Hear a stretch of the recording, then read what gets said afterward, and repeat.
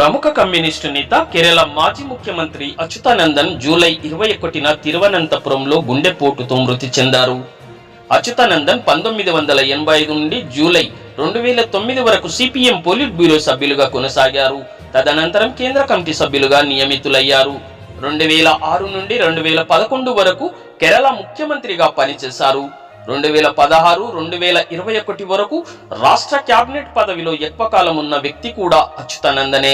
ఎక్కువ కాలం ప్రతిపక్ష నాయకుడిగా కొనసాగిన ఘనత కూడా అచ్యుతానందన్ కు దక్కుతుంది. అచ్యుతానందన్ కు మంచి పేరు ప్రఖ్యాతులు ఉన్నాయి. ఆయన కేరళ సీఎంగా పరిపాలించిన సందర్భంలోనే అనేక సంస్కరణలు తీసుకొచ్చాడు. మున్నార్ అక్రమ నిర్మాణాలను కూల్చివేత, వందల ఎకరాల ప్రభుత్వ భూమిని కూడా స్వాధీనం చేసుకోవడంలో సఫలీకృతులయ్యారు అచ్యుతానందన్.